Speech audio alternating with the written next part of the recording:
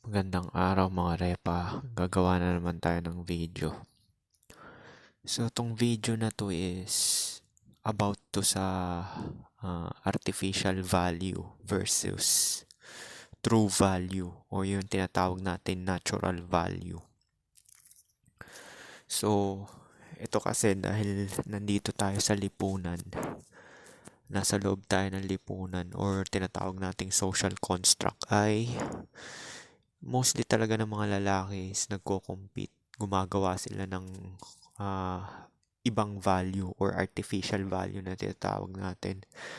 Para malaman mo kung ano talagang mahalaga is obserbahan mo nung elementary ka pa lang hanggang high school.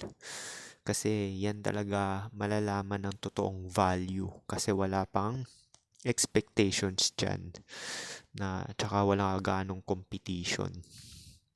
Merong iba dyan mga nerdy. Pero kung nerdy ka na pangit is, oo, oo, na mataas grades mo pero wala nang pakialam sa'yo yung mga tao kasi nga pangit ka. Yun lang naman talaga yun eh. Ang value kasi nung ibang mga average looking tsaka yung mga pangit which is kabilang doon sa 80% is talagang gagawa ka talaga ng value. Tatrabaho ka ng maigi, magha-hustle ka, grind. Mostly nga ng FB influencers dyan nabibilang eh. Gumagawa talaga sila ng value para sa lipunan. Yun yung tinatawag nating artificial value or social construct. Kasi ang totoong value is wala kang gagawin gaano. Gagawin mo lang yung mga gusto mo. Wari kahit regular employee ka, pero nirerespeto ka pa rin. Kaya naniniwala ako yung looks talagang malaki talagang parte sa buhay talaga. Na hindi ko sinasabi sa inyo na gayahin nyo maging chad kayo or high-tier normie.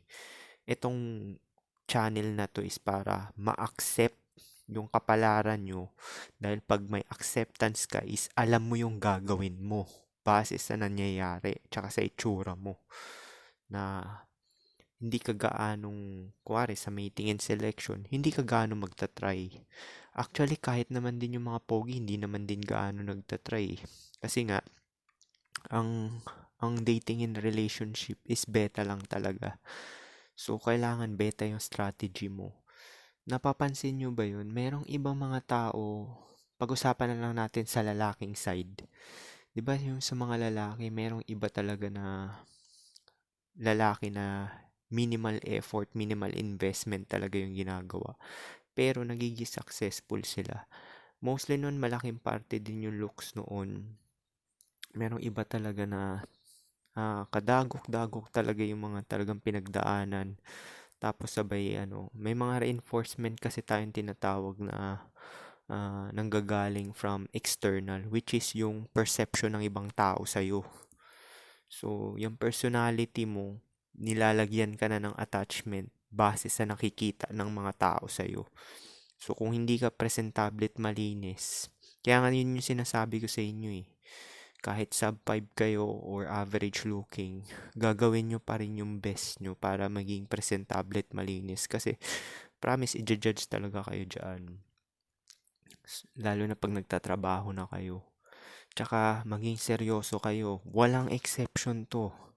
Maging seryoso kayo kahit sub 5 ka pa or average looking. Kasi yung pagiging seryoso is siseryosohin ka rin. Kung ano yung nilalabas mong energy na kabulshitan na pagiging seryoso is ganun din yung perception sa'yo ng tao.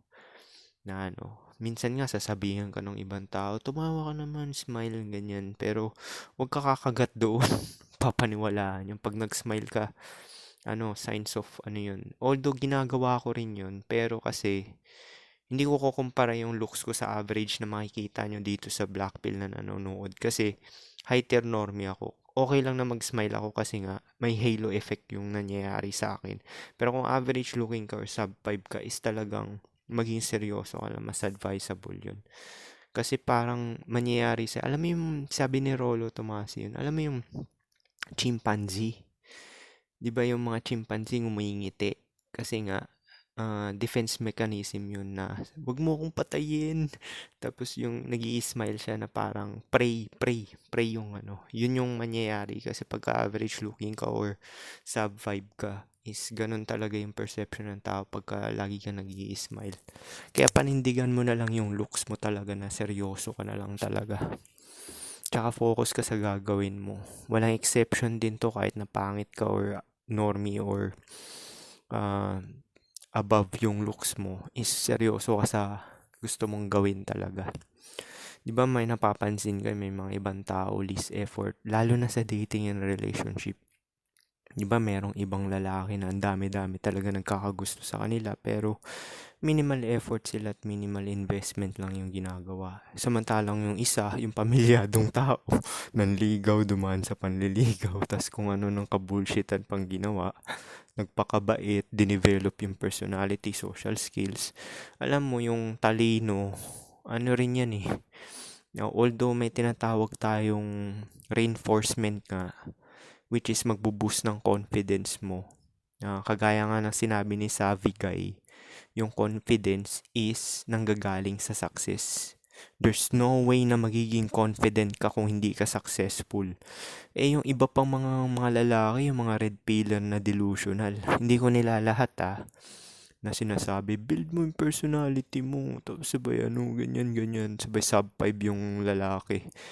Kahit anong gawin mo dyan, yung treatment sa kanya talaga, tsaka mga rejection is, paano ka magiging confident? Na kaya nga itong lookism is magiging realistic ka. Kagaya nga ng sinabi ko, pagbasihan mo na lang to sa elementary hanggang high school. Nakaka-receive ka ba ng mga admiration sa babae? Tapos sa looks mo, sinasabi ko, pogi na itong bata na to. Paglaki na ito, magandang lalaki to. Nare-receive mo ba yan? Nare-receive mo ba yan? So, yun na lang talaga pagbabasihan mo yun eh. Tapos, yung mga pansinin mo, kahit gaano pa ka-nerd yung lalaki na yan sa classroom, gaano pa siya, kahit sa babae, sabihin natin, gaano pa siya katalino, is superficial lang yung admiration ng teacher dyan. Kung pogi, mas favorite yung pogi. Actually, may tendency pa nga pag-initan yung pogi, lalo na kung pilyo yon. Pag-iinitan siya dahil nga pogi, parang nagkaka-crush din yung teacher doon sa pogi na yun. Nangyari yan sa akin, meron akong teacher na laging pinipisil yung ilong ko dahil nakikita ko. As in, apple of the eye ka talaga pagka above talaga yung looks mo. Kasi namamag mo yung mga kaklase mo eh. So may lagi kang pansinin. Yun lang pangit dun eh. Yun lang pangit kasi pagka above ka sa looks is lagi kang pinapansin. Which is nakakairata na to the point na gusto mo na lang maging invisible. Pag pangit ka is parang outcast ka niyan. Parang hindi ka ganong napapansin. Mapapansin ka lang nila pag may kailangan sila sa'yo or gusto kang pagtripan. Di ba yung elementary, high school, gano'n, di ba? Pag may mga pangit na mukhang kabuli-bullies, doon lang sila pinapansin para pagtripan talaga.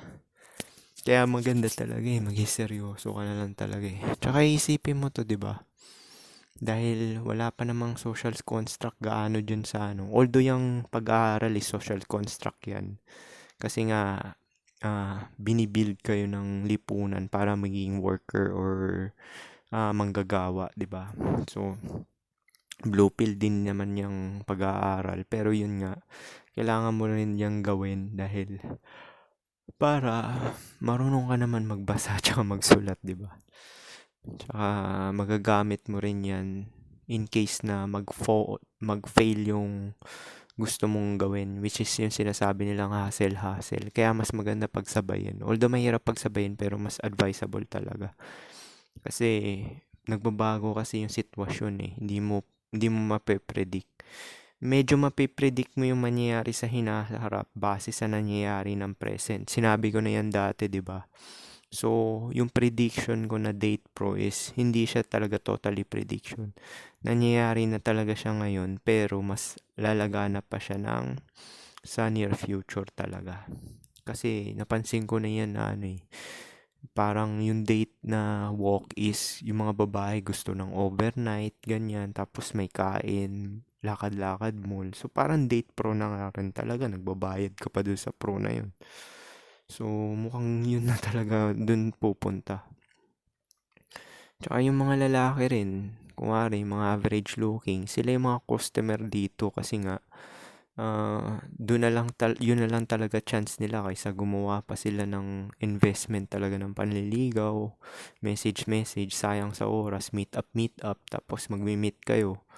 Eh, may karapatan magbago yung isip ng babae, 'di ba?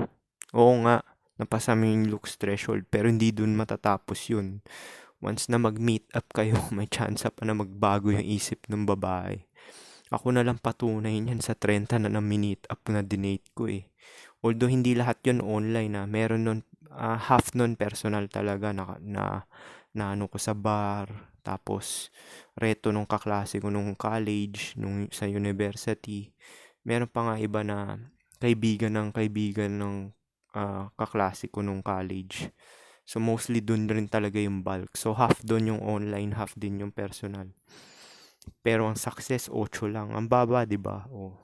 Kaya sinasabi ko sa inyo. Pero mostly din siguro kung i-rate ko sa 30 na yon, 10 yung inayawan ko dun.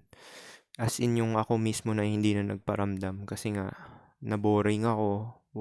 Tsaka na sense ko na hindi rin ako trip. So parang ganun. So yun nga. Pagbabasihan mo na lang yan simula elementary hanggang high school ka. Nakaka-receive ka ba ng admiration from opposite sex? Friendly ba sila palagay ba yung loob? May nagsisimp ba sa'yo? Pag nakakausap mo ba yung babae, may spark ba yung mata? Or masaya siya, parang kinikilig, ganun. So, yun lang yan. Kaya alam ko to sinasabi ko kasi nare-receive ko to nung bata pa ako. High school pa lang ako. Kaya nga sinasabi ni Sabigay, hindi raw mahalaga gaano yung talino mo kasi na-overcome yan ng halo effect ng looks. Kaya nga, merong nagpakamatay na black pillar si Baraka McClare. Kasi nga naobserbahan niya talaga na malaki talaga yung importance ng looks talaga sa talagang pang-araw-araw na buhay. Kasi dyan na mag-aano yung respect eh. Ito na lang isipin mo ganito. Granted na pare-pareho ng damit yung mga lalaki. Tapos, hindi nila alam yung IQ ng lalaki. Hindi nila alam yung profession ng lalaki kung nagra-rap ba yan, successful ba yan na businessman, or kung ano man yung hanap buhay niyan. Granted na ganoon. Sino ang pipiliin ng babae? Yung average looking o yung above yung or sub 5 o yung above sa looks? Huwag tayo magpaka-plastic dito. Sino pipiliin ng babae or kahit na kayong lalaki, hindi nyo alam yung profession ng babae, hindi nyo alam. Pare-pareho sila ng damit. Hindi mo rin alam kung sino virgin doon. Sino pipiliin mo doon? Malamang pipiliin mo yung may tsura. Kasi genetic determinism yan dahil yung attraction talaga is hindi mo siya control dahil subconscious yan. Na-attract ka doon dahil pretty yung face tsaka good looking. Yun lang naman talaga yun eh. Kaya nga maraming babae na nai-ignore yung red flag kasi thrown out of the window na yan kasi good looking yung mas nangingibabaw pa rin talaga yung halo effect nun. Sa bagay, medyo lamang pa rin naman babae kahit sabihin mong tag yung lalaki na kasi ang true success kasi is mapasa mo yun. Base to sa main purpose na, hindi to sa akin hindi ko sa perception to. Sa main purpose ng life. Survival at procreation. Ma-fulfill mo yan dalawa na yan is yun yung true success sa mga living species to Hindi to sa akin. Sasabihin mo perception ko lang to or paniniwala ko. Hindi kahit na hindi tayo mag-aral, yun talaga yung dinidiscern ng biology natin. Granted na ignorante tayo. Yan, sex nga Hindi mo ituro yan sa mga Aprikano. Doon ba sa Afrika, nag-aaral ba yung mga lalaki at babae doon? Hindi naman Paano nila nalalaman magkantutan, 'di ba? Sabi sa inyo eh, biological yan, natural instinct yan. Pati yung attraction, biological yan, tsaka natural instinct yan. Yung sasabihin na ano, diyan napapasok yung sinasabi kong artificial na value na pinoprovide ng karamihang lalaki, which is yung 80% na deemed undesirable, unattractive. So, yan yung average looking. Tsaka sub 5. Kailangan mo pang mag-rap ng matagal, maging successful, as in physical talaga na makikita na may kotse ka Lamborghini or kung ano-ano pa dyan. Samantalang yung bum na chad, na pogi na 6-footer, puta, na mas marami pang babae, ikaw, na-attract mo dun sa artificial value mo, iisa lang. Yung bum na chad na pogi, ilan nakantot nun? 10. Yun yung sinasabi natin, ang dami kasing delusional. Actually, marami rin nag-unsubscribe dun dito sa channel ko kasi nga, pag naririnig nila to, hindi nila matatanggap to kasi, ano to eh, pinch to sa ego mo eh. Parang gumuho yung ano mo, yung mundo mo pag narinig mo tong information na to. Parang tangina, nagsinungaling sa akin yung nanay at tatay ko. Nagsinungaling yung mga kaibigan ko. Tapos yung mga nagsinungaling yung mga tita ko na kailangan mo maging successful, mga ganyan-ganyan para magkaroon ka ng babae. Which is, na totoo rin naman yun dahil for long term, pero ang binabasihan kasi ng black pill is yung treatment talaga. Actually, pinasok lang naman talaga nila yung dating dyan sa black pill eh. Pero ang totoong black pill is about life talaga yan. Being realist na main purpose ng buhay is survival at procreation lang. Pero yung procreation side is mainly, ang pinipili ng babae is pasok dun sa hypergamy nila. Which is yung pinaka-successful dun sa beta box side or kahit hindi successful sa beta box, silbidor side dahil nagtatrabaho ng mga babae ngayon. So, merong factor na rin yan na humahanap na lang ng pogi na silbidor yung babae. Or humahanap na lang din ng pogi para magpa-knock up kasi may gobyerno naman na susuporta. Tapos marami naman mga benefits. Marami din mga simp na which is 80% na deemed undesirable, unattractive na willing talagang mag-step up para kunin talaga yung mga tira-tira na babae which is past 25 na. Any culture to, hindi lang to sa China. Pag past 25 na yung babae is epiphany phase na yan. Epiphany phase na talaga yan.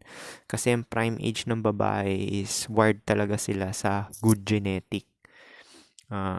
Kagaya nga na sinabi ko, simula elementary, high school, walang expectations dyan na magtatrabaho. Malamang pipiliin nila yung may mga itsura. Tapos maraming nagdi-DM dyan sa prime age. By the time na maging 26 sila, maraming magdi-DM pa rin sa kanila pero gagamitin lang sila for kantutan lang talaga. Lalo na yung mga sub 5 na babae tsaka matataba. Medyo mahihirapan yan sa late game. Sa late game mahihirapan yan. Pero sa lalaki kasi, doon lang naman nagka-catch up eh. Meron nga ako nakitang comment sa Blackpill eh. Sub 5 na babae tsaka matataba is less option. Pag sub 5 ka na lalaki at mataba ka, no option. Yun yung pagkakaiba. Yun yung pagkakaiba ng sa lalaki at babae na mababa yung SMV. Tapos biruin mo na lang, isipin mo, meron ako nakita sa walk site. Matataba, mahilig sa chubby. Tangina, ang dami pa rin talagang nagme-message saka willing. Tapos meron pa mag-message, morena daw siya, ganyan. Marami pa rin talagang willing. Kaya nga sinasabi ko sa inyo yung lalaki kung ano lang talaga yung mga kakayanan niya. Tsaka wala talagang game. Kasi ang talaga is yung true value mo, which is mag-exist ka. May kasabihan nga yung mga pogi eh. Just be yourself. Maging totoo ka lang. Tingin mo ba nagsisinungaling sila? Ang dami naiinis dun eh. Yung mga pogi, ano ba ginagawa nila? Blue pill pa rin naman ah. Ano ba yung strategy ng pogi? Blue pill lang din naman. Naiiba ba strategy ng pogi do sa average sa kapangit? Hindi. Hindi. Successful lang sila kasi nga dahil superior yung genetic nila at dinidesire sila ng karamihang babae dahil good looking yung face nila. Oh, balik natin yan sa prehistoric era. Oh, ano ba yung pipiliin ng mga babae? Sabihin na natin pangit yung lalaki pero matipuno siya, malakas at willing siya mag-provide. Anong side yun ng hypergamy? Beta box provider, 'di ba? Yung maghahunt, tapos sabay malaki katawan niya, pangit yung mukha niya, tapos sabay kaya niyang pumatay ng mga hayop para ibigay dun sa mga babae. So beta box provider. Eh kung pogi ka, tapos average yung katawan mo, di-desire ka pa rin ng babae. Genetic pa rin 'yan.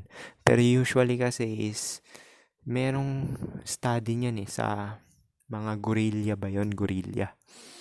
Usually talaga yung alpha talaga na gorilla is talagang malaki katawan tapos yung chad yung mukha talaga. Yung chad na square talaga, yung talagang makanto na tsaka malaki yung katawan talaga. Yun talaga yung sa primate na talagang dinidesire ng babae na Kaya yung looks talaga is universal yan, pati animals ginagawa yan. Meron nga dun sa anong hayop yun? Yung bumubuka yung buntot na nagiging pamaypay tapos makukulay.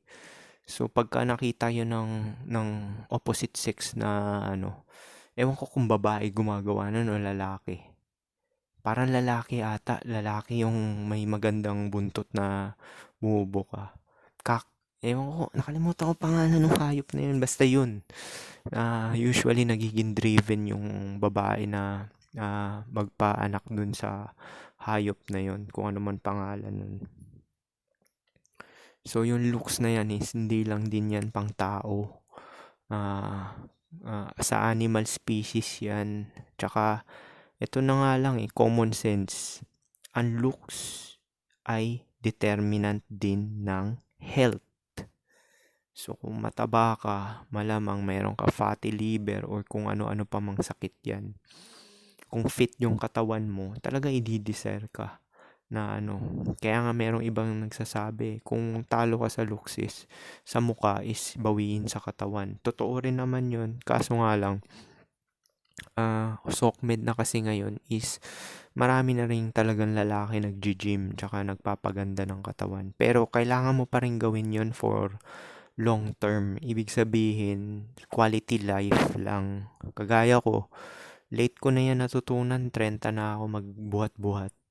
Which is mahirap mag-gain ng muscle pag 30 ka na. Kaya mas maganda is gawin mo yan habang bata ka pa na magbubuhat ka na kasi mabilis ka pa mag-gain ng muscle yan. Alam mo bakit? Bakit mas mabilis mag-gain ng muscle ang mga 20s? Kasi mataas pa yung testosterone nila. 1,000 pataas pa yan. Once na pumato ka na ng 30 is magiging 800 pababa na lang yan. So, yun yung difference. Kaya habang 20s ka pa lang mag-start ka na magbuhat-buhat para mag-gain ka ng muscle kasi yan yung peak mo mataas yung testosterone mo dyan. And testosterone kasi is ang nagpapalaki yan ng muscle. Di ba yan yung mga ini-inject na mga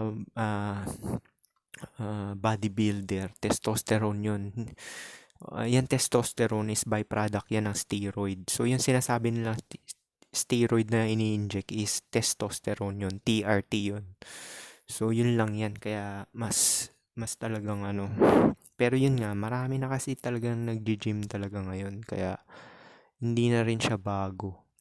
Kaya halos lahat, lalo na dito sa West, halos lahat na makita mo lalaki dito parang bulk nag-gym talaga Kaya hindi na rin uubra yan, mukha talaga yung pinapriority ng mga tao ngayon.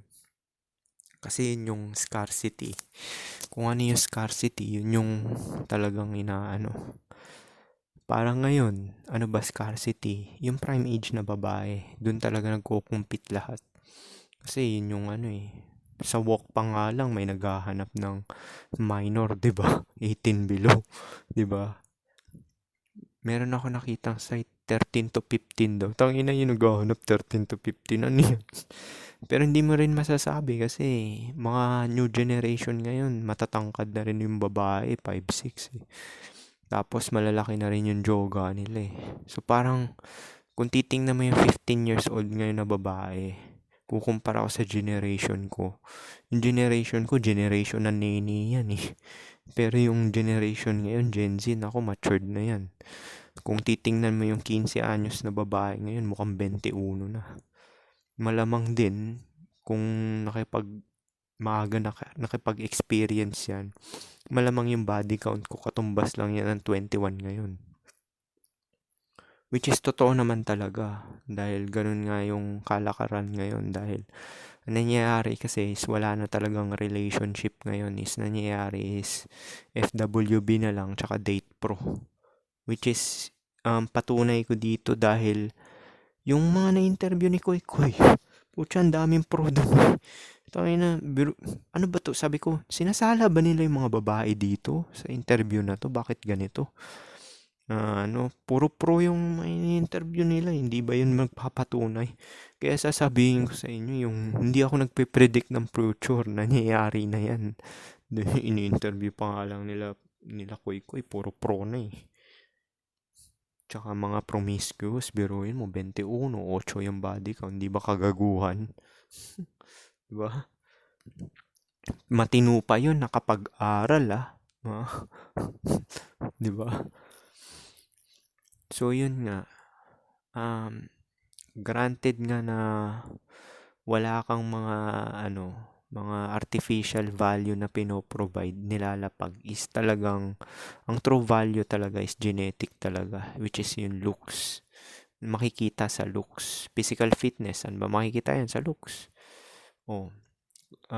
Yung kapal ng buhok, genetic din yan. Yung pagbulk mo, yung frame mo, merong ibang mga lalaki, bagsak yung balikat.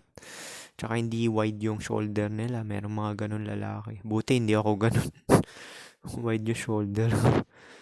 So, meron nga mga ganun nga Pero yun nga, ko sa inyo na wala rin naman talagang game talaga. Yung totoong value talaga ng lalaki sa mating and selection is yung natural. Yung mga naglalapag ng value na artificial pagiging provider is yan talaga yung beta condition ng lipunan dahil nasa social construct tayo, which is kailangan mo mag-survive dahil kailangan mo mag-compete sa corporate world or lipunan. So, realistic lang din yung babae para makareproduce sila at para maging successful yung yung pagpapalaki ng bata is mas pipilian na lang nila yung beta provider na pang long term. Kaya nga dating and relationship is beta talaga yan eh. Kasi nga long term yan. Meaning ng long term magbe-benefit yung babae. Nagbe-benefit ka rin naman dyan, onti lang, pero hindi kagaya ng bulk ng benefit na nakukuha ng babae. Kaya nga meron tayong tinatawag na pace, di ba? Yung 18 to 25 na babae is parang dahil nga gustong-gusto lang talaga nila yung mga may itsura is marami nagiging single mother dyan sa edad na ganyan. Dahil pinipilahan, nagko-compete sila tas yung mga pogi din, marami ring hinihit yan sa edad na ganyan dahil prime mo rin yan eh. Malibog ka rin dyan sa ganyang edad dahil mataas testosterone mo yan. So, mangyayari niyan is marami ka rin tsaka isang try mo lang din dyan, baka magkaanak ka na agad. So, past 25 is dyan nang papasok yung graduate ka na ng college, kakaroon ka na ng ipipani pace, sabi. Tangina, malapit na mag-30, 5 years na lang yung yung fertility time window ko. So, kailangan ko na makatrap ng beta provider. So, dito na lang ako sa mga nami-meet ko dito sa trabaho, mga ganyan, o yung friendship, mga ganyan, o yung talagang mga naliligaw sa kanila, papatulan na nila yan. Kasi for long-term security na eh. So, yan talaga yung literal na nice guy finish last. Kasi nga, yan yung artificial value na nalalapag ng mga average looking tsaka sub 5 talaga. So, kung iisipin mo, ano ba mas nangingibabaw talaga? Yung artificial value o yung talagang natural value? Kaya nga sinasabi ng mga pogi, di ba? Just be yourself. Totoo yan, totoo yan. Wala kang babaguhin sa sarili mo, maging presentable at malinis ka lang. Tsaka gagawin mo yung mga goals mo, tsaka gusto mo. Hindi dahil para mang-attract ka ng babae, kundi mapipili ka ng babae dahil nga sa pagiging ikaw, which is yun, pagiging pogi. Yung ibang lalaki naman, ginagawa lang yun for cope, defense mechanism, compensating tawag doon dahil talo sila sa looks, bawiin na lang nila sa status, money, beta boxing, long-term provision.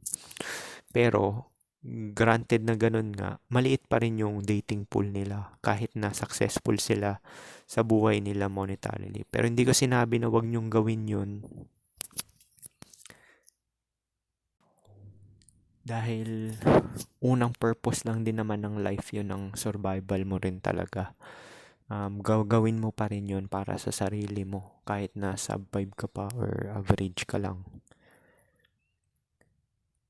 So, paano yun ang peace?